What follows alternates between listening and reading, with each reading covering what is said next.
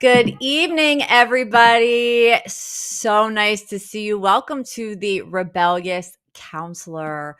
Happy Wednesday evening. What is up? It's so good to see everybody here tonight, and I hope everybody can hear me and see me. And if you're watching on Facebook or you're watching on Instagram, hello, everyone. I don't have my glasses on, so I can't really see who's watching, but hi, everybody. Welcome back to the Rebellious Counselor. So we're going to be talking tonight about depression, but depression is such a boring word. It's so sad, and it just gives us this really awful image of a state of being when we say depressed. So I'm going to call it disconnected because they're one and the same. And I'm going to explain to you why I think that depression and being disconnected are kind of the same thing most of the time. Nothing's ever true 100% of the time. So let me put that in there. But basically, when you are depressed, you are disconnected. And what are you disconnected from? You're disconnected from yourself. You're disconnected from your relationships. You're disconnected from everything that you love, and everything that brought you joy at one time no longer feels joyful. And that's one of the first signs of depression that I get from clients is they'll be like, I don't know what's wrong with me, but nothing's fun anymore. And the things that I used to do that were fun, they're not fun. And I don't want to go to the gym. And I used to go to the gym every day, or I don't want to take a shower, or I don't want to, talk to anyone and answer the phone, right? We've all been there. I've been there. You've been there. We've all been there. And so to look at depression in a different way, to look at it instead of being sad and melancholy and, boohoo and hopeless and how am I ever going to get out of this? I'm, rebelliously calling it, I guess it's rebellious. I don't know, disconnected. So before we get into talking about being disconnected, I want to just make a mention. One of the things we're going to be talking about tonight is obviously how to get connected, right? Because what good is talking about a problem if we don't have a way of, trying to solve it? So I want to talk about something that is available on Disney Plus. And no, I'm not getting paid for this. I wish I was, but I'm not. But there's a really great program right now on Disney Plus called Get Back. And it's raw footage of the Beatles getting ready. Well, they're trying to do a documentary, and it's when they're young, like probably in their like mid to late 20s. So John, Paul, Ringo, and George, they're all in it. And you hear the birthing of all of these great songs that we all know and love. And you get to watch them just like hang out, and you see the different interaction between them. And it's so interesting. Hi, Katie. I can't read what you wrote because I don't have my glasses on, but oh, you had a Beatles song in your head today. Yeah, you got to watch this because oh my God, that's a great song. You get to really see and I'm not like the biggest Beatles fan in the world, but I have to say that, this was awesome. And it's really long. So it's 3 hours per episode. Okay. And there's 3 episodes. So it's like 9 hours total. My brother turned me on to it.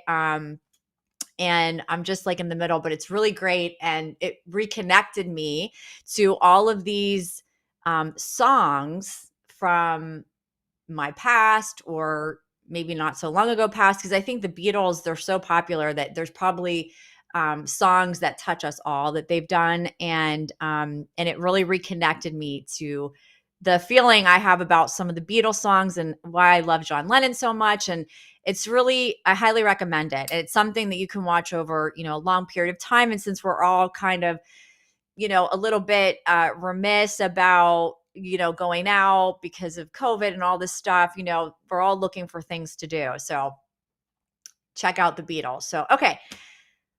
One of the reasons I want to talk about music is because I feel like music is something that can reconnect us when we are feeling disconnected. And I know music has always been something that's very important to me. I just love music, always have. And when even in my saddest times in life, I always had music there, and I wondered, why is music so important to me, or why do I love music so much? And I think music is very emotional, and so it can connect us to feeling something even when we feel totally disconnected. So a lot of times for my clients that feel very, very disconnected from life, which is quite a lot, because as a therapist, people are not coming to therapy because they're happy. They're not coming to therapy because they feel good. They're coming because they feel disconnected, and feeling disconnected from the world around you then creates the feelings of sadness and anxiety and all of the emotions that we would, consider to be negative emotions, which I'm going to even challenge that too, but we'll get there. So thinking about how it feels to really feel disconnected. What is that really like? And I would describe it as sort of an absence of feeling, an absence of emotion about anything. A lot of young kids that have come to me over the years who are cutters, who self-harm, that cut. They might cut their wrists or cut their legs, or burn themselves, different types of self-harm. A lot of times clients will tell me the reason they do that is because they wanted to feel something, because they felt numb and they felt disconnected. So whatever label you want to put on it, sadness, stressful situations, loss of someone we love, loss of a relationship, loss of a job, loss of, financial means, loss of freedom, a lot of things that we're all going through as not just a country, as a world right now. All of those things that we're going through can leave us, or that we have gone through, or we may go through, can leave us feeling incredibly disconnected. And not just disconnected from ourselves, from the world around us, but also from ourselves. And I want to try and lay out what that might look like, if that's something you're experiencing, or how to notice it in yourself, or how to notice it maybe in somebody that you love. So thinking about depression, which is sort of the classic way that we would label this kind of phase in life. When we think about depression, we think of somebody who can't get out of bed, or we think of somebody who, just is crying all the time, has sort of given up on life or given up on themselves. And we've all, I think, at one time or another been through that. Some of us will feel that much more severely and much more deeply than others. And there's all kinds of reasons that we may be feeling that way. But a lot of those stressful situations that can take us there can be very sad, largely because we don't feel like we're a part of anything. We feel lost. And we think of it as, crying in bed, don't want to get out of bed, don't want to do anything, don't want to go anywhere, don't want to talk to anyone.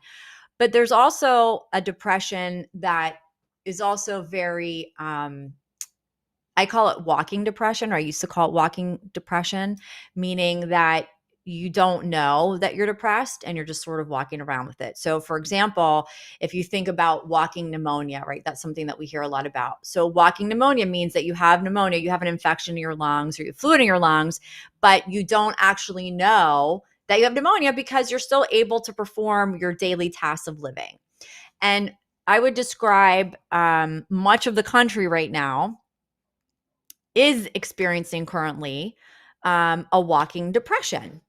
And why might that be? Why would the whole country be experiencing something similar? Well, because we're all going through COVID. It's kind of dragging on. It interferes with our routines. It intervenes with our ability to connect and be around other people, which is so much of what our joy in life comes from. It might stop us from going out to the gym, or it might not. Everybody's different. But it's definitely bad news every time you turn on the TV. So probably don't turn on the TV too much if you don't have to the news, because you know what's coming, you know what they're going to talk about. And so all of these things together are disconnection, right? Whether you want to call it walking depression, whether you want to call it severe depression, major depression, it really can take so many faces. But when you start feeling disconnected to the things you love and to the people you love, you need to sort of check yourself and figure out what is going on. And of course, I would recommend calling a therapist. But if you don't want to do that, or you can, at least you can watch this and you can share this with other people. So if you're feeling that way, traditional psychology would tell you that, oh, you're depressed. So guess what? We need to sit down and we need to figure out why you're depressed, right? And who in your life is causing you to feel depressed, or what happens when you were 5 that's making you feel depressed today, right? That's the way that traditional psychology would view depression. While the rebellious counselor looks at it differently. So I, rather than going through all that with people, would be more immediately, of course, I want to know the story and the backgrounds and see what little tidbits of information I can get from that.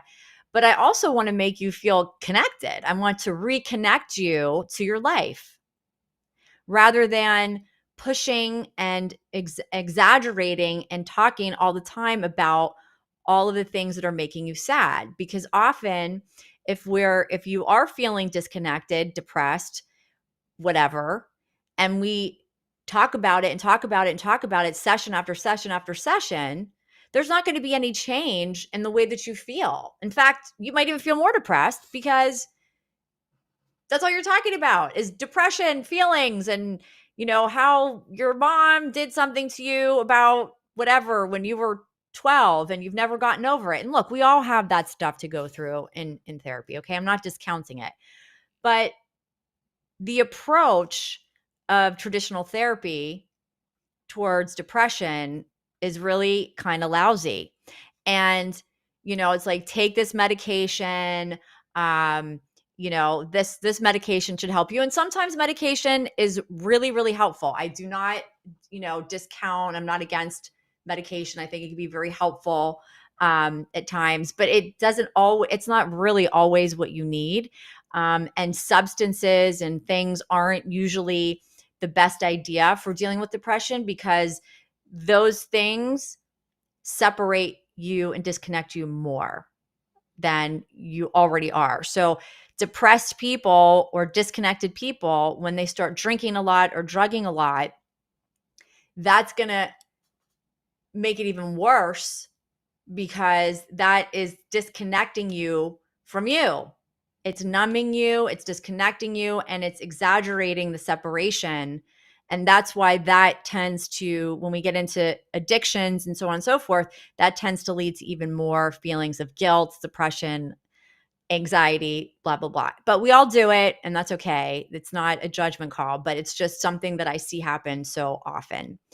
So getting to a therapist when you're feeling depressed / disconnected to get reconnected is a very sort of rebellious thought in a way, because that's not traditionally what therapists do with people who are depressed. If you come in and you say you're depressed to a therapist, they're going to ask you, why are you depressed? And, have you been through trauma? And are you abusing drugs and alcohol?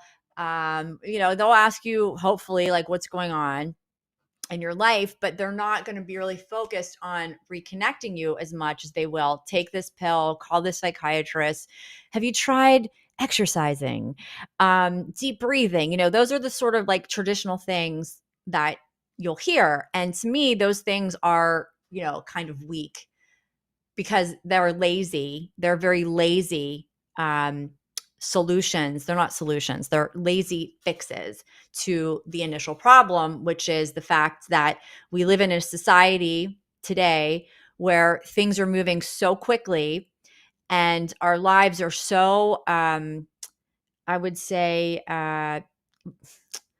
intruded upon from social media, cell phones, et cetera, emails, that everything's happening so fast that we don't even have the chance to appreciate a moment that might be beautiful, that might make us feel connected. So I think that my number one suggestion to you, if you're feeling depressed or disconnected, would be to slow it down, because you may not realize it, but many of us live like grasshoppers, jumping from one thing to the next. And we are, I heard a phone ringing. That was really weird.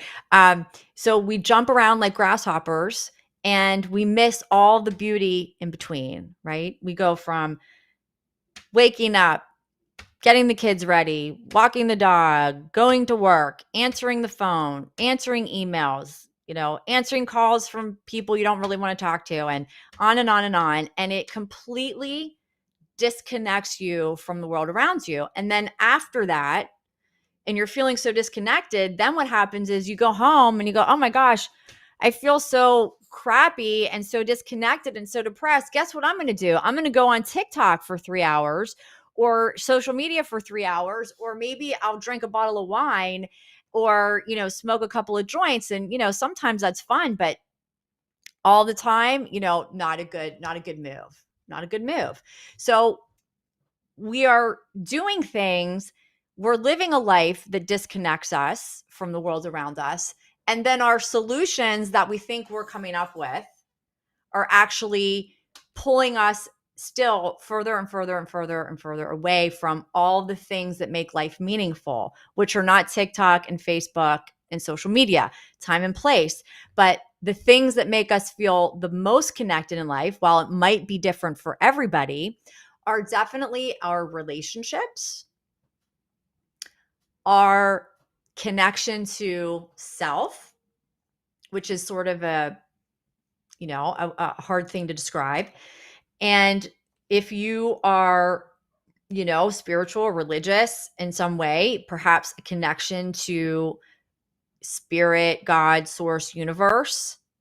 And I think even if you're not into that, you can still feel connected to the world, to the universe, to the beauty that the world offers, and not make it a religious or a spiritual thing. But definitely what we traditionally have been doing is not the answer to reconnecting ourselves. So number one, slow down and stop grasshoppering from one thing to the next, to the next, to the next, from email to cell phone to text, to this, to that, to that. Slowing down allows us to be able to take a deep breath, actually get in touch with what we are thinking or feeling in the moment, how we're feeling. How are we feeling? Some of us don't even know how we feel because we don't even think about it. We're so gone and so disconnected. And slowing down also gives you a chance. Sorry, I'm so short. I'm not making it onto the Facebook screen very well. Slowing down also gives you an opportunity to kind of take in the world around you in a way where you're not feeling rushed or pressured, or even it gives you a moment to just breathe. And if you think of the basis of all life is breath, is oxygen, right? So I see people running so fast, running so quickly, that their breathing is shallow. I used to be like that. I really did. So I know how it is. I was like so running from one thing to the other that I didn't even breathe well, So just being able to slow down and just breathe, that is the life force. that runs through all of us. That's like the basis of it, right? So if we can even just do that for a moment, that can start to make you feel reconnected. And feeling reconnected, I'm not going to guarantee you that it's going to make you feel really, really happy, because sometimes when we reconnect, we also have to feel some things that maybe aren't so pleasant, but at least we're coming into this world, right? At least we're reconnecting to the world. So slowing down is a big one. I would say the second recommendation I have for people who are feeling disconnected / depressed is think of one thing that really makes you happy, that doesn't cost anything, something simple, and do it a lot. So, for example, kind of how I opened, music does that for me. Okay. Dancing does that for me. Music and dancing does not do it for everybody. So that's just an idea, but music especially, because you can look for music that can reconnect you to a time when you were happy and can remind you of how good it feels to be connected and what possibilities may lie ahead in your future. If you can get out of that funk that you're in, it can connect you to maybe something in the future that makes you really excited. It can even just take you out of a moment and just give you some happiness for, 3 minutes while the song is on. Or you could have music on all day if that makes you feel better, because sitting around and thinking about how miserable you are or noticing how disconnected you are is going to just bring you more of that, right? It's not going to really do the trick. And talking about how depressed you are and how miserable you are isn't going to do the trick. Yes, it's nice to be able to vent to other people and bounce the way you feel off other people. But what really makes that conversation meaningful when you're disconnected or depressed is actually the connection that's in that conversation, right? So if you go to a therapist and you're really feeling sad, and that therapist can then say, wow, you know what? I understand that. I hear what you're saying. I see you. I've been there. I know a lot of people who are there, and here's how they get out of it. Here are some ideas. Here are some things that you can do. That connection of being heard or seen or understood by another is a reconnection. It's not the therapy. It's not the friend you're talking to. It's the connection that you feel by opening yourself up or just sharing a moment with another who's actually present with you. So in these very, very small ways, we can start reconnecting in small moments, right? It doesn't have to be this big thing where, I'm feeling so depressed and I just want to feel good. So maybe if I go to this session or I talk to this person or I read this book or I listen to this tape or I watch this video, then I'm going to be all better. It doesn't work like that. It's a progressive, line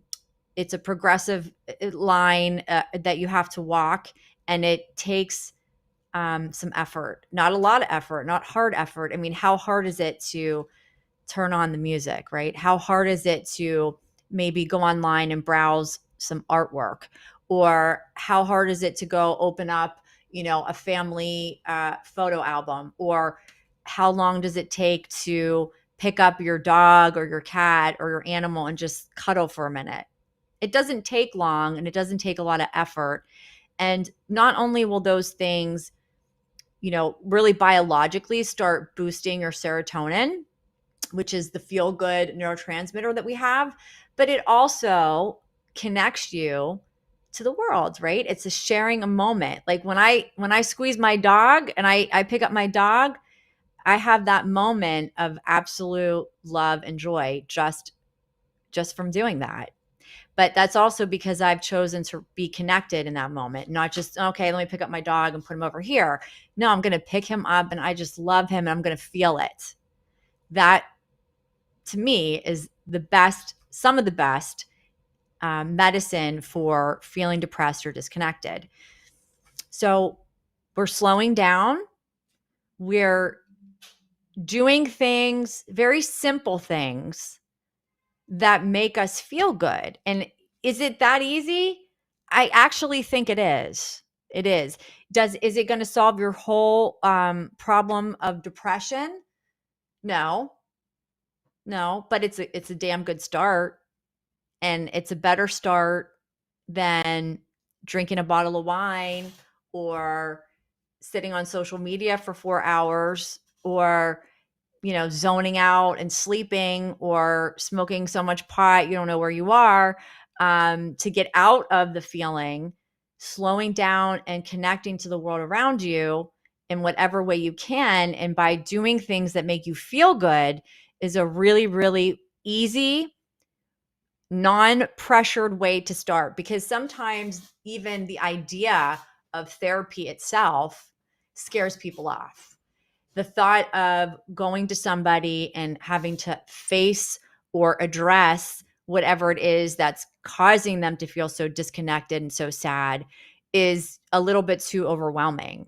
And even though I'm a therapist and I want people to feel comfortable around me, I know that that's not always the starting place for people. So if you know that, okay, I'm not there yet, I'm not ready to call a therapist, there are little things that you can do that will start reconnecting you. I think another thing that's really, really good for reconnecting is to spend time around people that make you feel good. So rather than when you're feeling really overwhelmed and disconnected, rather than spending time around people who make you want to run away or taking phone calls from people who make you want to cringe and make you want to disconnect even more because you can't really stand them or you don't want to hear their negativity, is not a good idea, right? That's not really helpful when you're feeling bad, right? It's not a helpful move, but yet so many of us feel so compelled to do that. And you don't have to do that, especially when you're in that place where you're really feeling down. So it's okay to ignore that call or send a text and say, "Hey, I'm just not up to talking, I need some time," or whatever you want to say. And take care of yourself and call people, reach out to people that make you feel good, that make you feel, maybe, we all have that friend that really makes us laugh. We could call that person and we don't have to tell them we're depressed, right? We could just call and be like, "Hey, make me laugh." Laughter is great medicine. We can pull up a comedy on the internet, or a comedian that we like. I do that a lot. If I've had a hard day and I just want to laugh, I'll just pull up a comedian and just watch, and it's amazing how it can start reconnecting you to your own self and your own feelings of joy. And I know when you are feeling dark and depressed, doing any of these things may feel like a lot, but you can start so small. You can just start by slowing down and doing something that you love. You don't have to suffer or struggle to get through depression. But that's what traditional psychology will tell you. Well, if you don't want to be depressed, you better work hard and go to therapy 3 times a week and take your pills and, blah, blah, blah. And truthfully, it doesn't work. And a lot of people don't like to go to therapy because it doesn't do anything for them. And I understand that. And I think that that's sad because I believe in therapy, but I believe in good therapy. And not all therapy is good. Not all therapy is meaningful. And sometimes we're just not there yet. We're just not at that place where we're ready to reach out.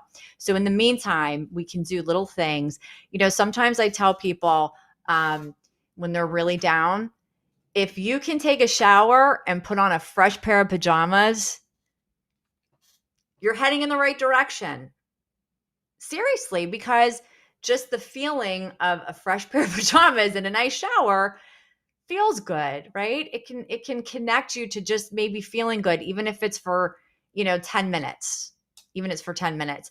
And then once you can get some connection going in your life, even if it's so small or so minor, we know that that can then give you the energy or their desire to reach out and ask for help, right? Which is so important, I think, when we're going through these things. But make sure you research your therapist well. And I'm here, but if it's not me, hopefully it's somebody good. So right now, I think we're all going through a feeling of being disconnected. It's a weird time. So for those of us who have a propensity to be depressed, I think that, COVID, the holidays are over. It's winter time, of course. If you happen to live in Miami, where I am, winter's not a big deal, but most of the country and most of the world, unless you're below the equator, is, definitely going through winter right now. And one of the reasons I live here is because I can't deal with the bad weather. It's too hard for me. So I like to feel connected to my surroundings all the time. So I picked Florida to live. But everyone's not going to live here. And so fresh air sometimes, though it might be difficult if you're in really, really cold, areas right now, sometimes just getting out there and getting some fresh air and taking in a deep breath can be sort of reconnecting, right? And these are all small little things that we can do to start feeling alive again, because the word depression and disconnection is sort of synonymous with feeling dead in a way. Dead, not in the way of, end of life, crossing over to the other side, but dead and not working, not feeling, not able to exist, doing anything but existing, right? It's a flat feeling. And when we feel like that, it feels so difficult to get out of it. So instead of listening to the old stuff that people will tell you, start by doing things that you love. I can't list all the different activities that are out there because there's thousands of them. And most people have at least one thing that they really love. Some people, it's just their children. So then spend more time with your children. Some people, it's, watching a movie. And why do we watch movies? Why do we watch Netflix series? In my opinion, it's, yes, it disconnects us from our own life, but it also makes us feel connected to the characters. And so when we're watching something that we really love, there's something about the characters and the situation that's speaking to us, that makes us feel something. And so we keep going back to it and back to it and back to it. And again, whatever it takes to get you reconnecting is pretty much fine with me, as long as it's not hurting yourself or somebody else. Then obviously I wouldn't suggest that. But I think we have to get beyond the traditional way of thinking about things. We're in non-traditional times. We're facing non-traditional challenges, and mental health is, unfortunately, not understood very well. And I think we're starting to pay attention to it a little more. I think we're starting to understand how important it really is, because if your head is not right, nothing else will be right. Your health will go bad, your relationships will suffer, your work will suffer, everything suffers when your mental health isn't right. Yet everybody wants to pretend that mental health is, doesn't exist. It's just, made up in your head, but it's very real. And I think through the time of COVID, we're starting to see that a little bit. We're starting to understand that. So an argument I will get, if I haven't gotten it already tonight, is like, okay, Elizabeth, well, So you want a very depressed person to be playful, to start having fun, to do things that make them feel good. And that's crazy, that's not going to work. And, what's not going to work if that's how you think about it, right? Because then you're thinking in terms of being disconnected, and that has momentum that continues, so nothing will work. There's no hope for me. I've tried everything, blah, blah, you know, but I think part of the reason people think that it's crazy or it's not palpable to them is because they're making it too big. They're making it in their heads like, oh, I have to do all of these things in order to feel better, right? I have to, get out and go do this and get out and go do that. And that's not what I'm saying. You can do it right from where you're sitting. Just a little bit of connection can go a very long way once you start doing things that you love, because love, when you're feeling love about someone or something, you're turned on energetically in a way. You're starting to connect. You're starting to connect. So whatever small thing you love, do it all the time, especially when you're depressed. But I think that these suggestions can go for all of us right now, and are things that we can all do. And we have to get out of the mindset that everything is a struggle and everything is hard work and, everything is tough and we can't do. Just slow down, take it easy, and start slowly. And sometimes I suggest to my clients, so I feel so disconnected to myself and I don't know myself. And, I'll say, well, how do you feel connected to other people? And usually they'll tell me, well, I'll spend time with them. I'll have a conversation with them. So then, of course, I would say back to you, to the disconnected self, to the self person, journaling, writing, recording yourself. I know it sounds crazy. Talking to yourself can be just as interesting and invigorating as talking to somebody else, because we think we know ourselves, but we can't possibly know ourselves if we are habitually disconnected, if we are blocked off from all life forces, if we have, been staying in the house for a month like I have because I had COVID and can't even get a negative test yet because their home tests are all bought up by everybody. So I finally got a test the other day. So, when you're shut off from the world, you have to get creative. And it allowed me to be able to do this show. And I also want to say that, this will pass, that all things that are painful are temporary. And that if we can possibly shift our thinking about the negative things that are happening in our lives and look at them as part of life, look at them as opportunities for growth, then we might not feel so disconnected and so down on life. And I know that's a big ask. And I know that it takes a lot of work within yourself to get to that place. But if you talk to people who are older, who've lived a little bit more life, they will tell you that the more you go through, the more you experience life, the more you realize how all situations, even the bad ones, propel you to the next place in life and can open the door to meeting all kinds of new people and to really growing and expanding the way that you think and the way that you view life, which will only be, for the better.